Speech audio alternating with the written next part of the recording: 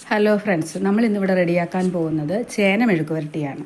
ചേന തൊലി കളഞ്ഞ് വൃത്തിക്ക് കഴുകിയതിന് ശേഷം അത് ചെറുതായി അരിഞ്ഞെടുക്കുക. ചെറുതായി നീളത്തിൽ അരിഞ്ഞെടുത്ത ശേഷം വീണ്ടും വൃത്തിയായി കഴുകി മാറ്റി വയ്ക്കുക. അതിനുശേഷം ചേന മെഴുക്ക് വരട്ടിക്ക് ആവശ്യമായ ഒരു സവോള, 2 പച്ചമുളക്, ഒരു തണ്ട് കറിവേപ്പില, 1/2 ടീസ്പൂൺ കുരുമുളക് പൊടി, 1/2 ടീസ്പൂൺ മഞ്ഞൾപ്പൊടി ഇവ എടുത്ത് വയ്ക്കുക.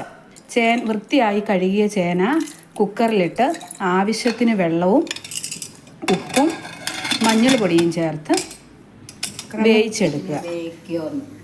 ചേന വെന്തതിന് ശേഷം കുക്കർ മാറ്റി വെച്ച് നമ്മളൊരു പാൻ അടുപ്പത്ത് വയ്ക്കുന്നു.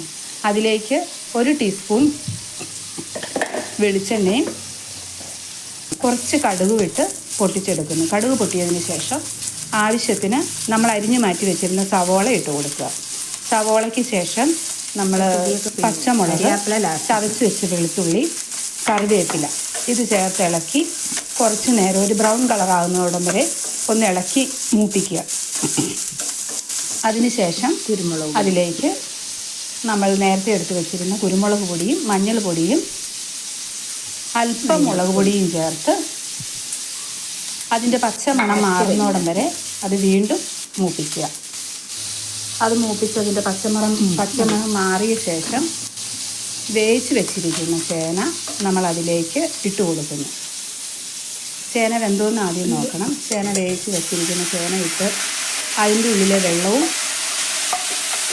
മാറി അത് ഡ്രൈ ആകുന്നോടം വരെ നമ്മൾ ഇളക്കിക്കൊണ്ടിരിക്കണം.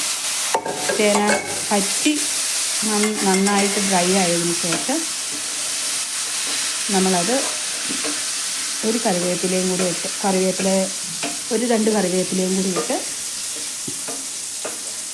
മാറ്റി വയ്ക്കുക. ചൂടാറുമ്പോൾ സെർവിങ് ബൗളിലേക്ക് മാറ്റി നമുക്കത് സെർവ് ചെയ്യാവുന്നതാണ്.